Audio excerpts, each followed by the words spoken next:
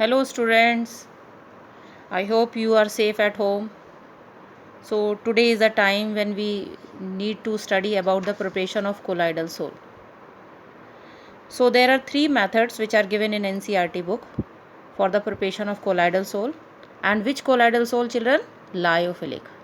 क्योंकि lyophilic colloidal sol में हमने पढ़ा था कि लायोफिलिक में लिक्विड लविंग होते हैं और लिक्विड लविंग होने की वजह से they can easily be prepared because there will be attraction affinity between dp and dm, so they can be easily prepared.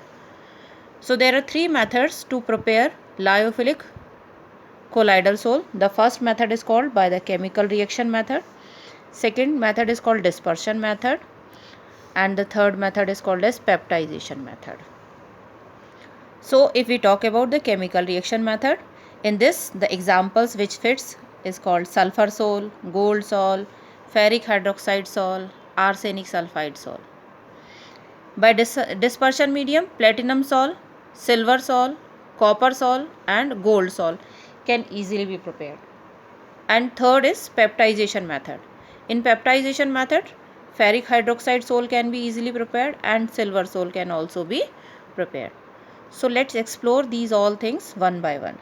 तो सबसे पहला हम ले लेते हैं chemical reaction method. Chemical reaction as you know, कोई भी केमिकल रिएक्शन कैसी होती है बेटा कि जब हम एक रिएक्टेंट को दूसरे अटैकिंग रिएजेंट के साथ मिक्स करते हैं तो कुछ प्रोडक्ट मिलता है हमको. तो सेम इसमें वैसा ही है. जैसा पहला एग्जांपल इसमें दिया है वो है कि when you pass H2S gas in bromine water, तो bromine water it is brown in color.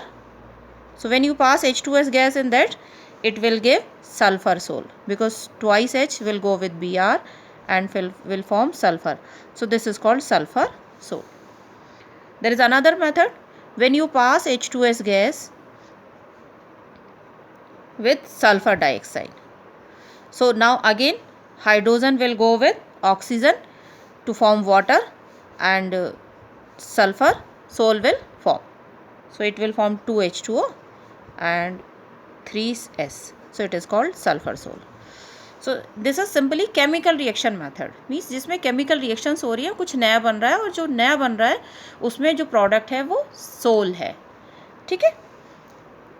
उसके अगर अदर एग्जाम्पल की बात करो जो आपके NCERT बुक में दिए हैं, तो Auric chloride, gold chloride, when it is passed with formaldehyde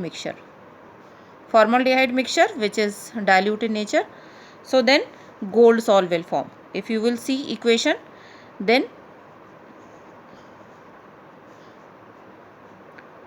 formaldehyde will get oxidized and form formic acid and HCl. These will be the product. So if you will see the balance equation, it is 3 and 6. So this way, this is called colloidal sole of gold. So it is again sole. Another is iron hydroxide sole. Yeah, this is ferric hydroxide sole. How it is prepared? When we add, see, ferric chloride is precipitate beta.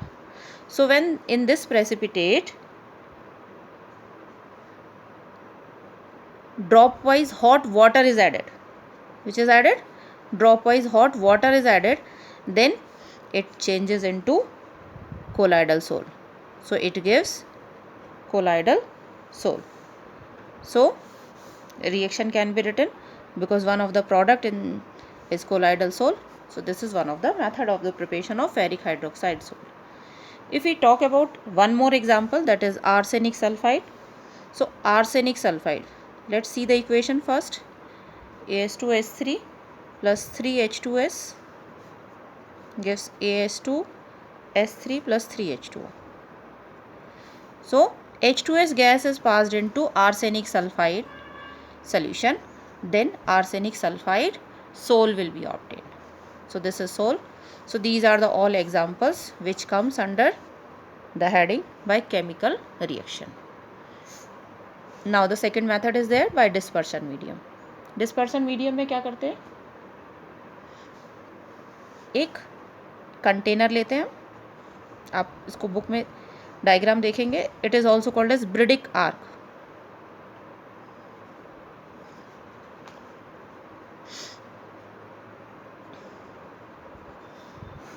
इसमें जिस metal का भी soul बनाना है, platinum का बनाना है तो platinum के electrode बनाएंगे, गोल्ड का बनाना है तो गोल्ड के इलेक्ट्रोड बनाएंगे, सिल्वर का बनाना है तो सिल्वर के इलेक्ट्रोड बनाएंगे, कॉपर का बनाना है तो कॉपर के इलेक्ट्रोड बनाएंगे।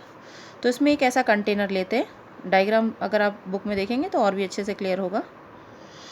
ये कंटेनर में जो आउटर लाइनिंग होती है, यहाँ पर क्या रखा होता है, आइस क्यूब्स, विच विल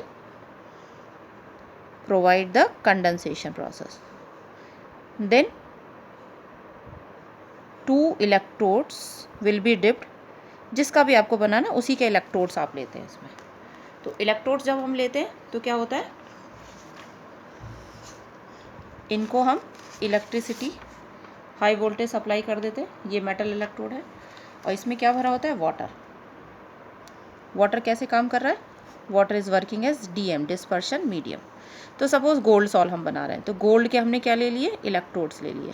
अब इसको आपने किससे कनेक्ट कर दिया, इलेक्ट्रिक आर्क से, means electricity high voltage supply करेंगे। So when high voltage is supplied, metal क्या होगी, वेपराइज होना शुरू होगी, वेपराइज होगी और पानी में इसके वेपर्स डिजॉल्व होंगे। पानी ऑलरेडी बहुत ठंडा है because it is in contact with the ice cubes, so it will one side it will vaporize and another side instantly it will condense. So there will be two process. First is vaporization of metal and then suddenly condensation, because जो vapours हैं वो तुरंत ही किसके contact में आ रही है, water के contact में आ रही है। और ये वाटर क्योंकि आइस क्यूब्स के कांटेक्ट में है तो पानी बहुत ठंडा है, जिसकी वजह से अब इसमें यहाँ जो तैयार होगा DM में जो बनेगा that will be colloidal sol. तो अगर गोल्ड का बनाना है तो गोल्ड के ले लीजिए यहाँ पर इलेक्ट्रोड्स, और अगर प्लेटिनम का बनाना है तो प्लेटिनम इलेक्ट्रोड ले लीजिए और DM आपका वाटर ही होगा। So this way the second method is called, it is called dispersion medium. Third is called as peptization method. Peptization method actually क्या होता है बेटा, थर्ड मेथड की अगर हम बात करेंगे तो सबसे पहले आपको प्रेसिपिटेट समझ लेना चाहिए, और प्रेसिपिटेट से आपको पेप्टाइजेशन इजीली क्लियर हो जाएगा। व्हाट इज़ दिस प्रेसिपिटेट, जैसे कि आपने कभी ऑब्जर्व किया हो कि कहीं पर कोई कट लग गया है और कट लगा है तो वहाँ से ब्लड निकलना शुरू होता है। तो अगर हम उसी जगह पर एलम रगड़ देते हैं गीली करके, एलम मीन्स फिटकरी, तो क्या होता है, वो खून जो होता है बहना बंद हो जाता है। या आपने कभी देखा होगा कि छोटी सी कट लग गया, उसके बाद खून बहना रुक गया, तो फिर आप देखिए एक थोड़ा सा थक्का टाइप का जम जाता है, which is called as clotting. तो क्लॉटिंग मीन्स जब पार्टिकल आपस में स्टिक हो जाते हैं और उनके साइज बढ़ जाते हैं तो वो उन नॉर्मल पोर्स से बाहर नहीं निकल पाते, तो इस प्रोसेस को बोलते हैं प्रेसिपिटेशन। क्या बोलते हैं, प्रेसिपिटेशन। और इस प्रोसेस को कोआगुलेशन भी बोलते हैं हम। तो दोनों वर्ड हो गए, precipitation and coagulation, both words are same. Now means there is one word colloidal sol, आपका ब्लड एक कोलाइडल सोल है, और एक वर्ड है प्रेसिपिटेट। ठीक है, प्रेसिपिटेट का शॉर्ट फॉर्म लिखा PPT। The conversion of colloidal sol into PPT and its reverse means converting PPT into colloidal soul.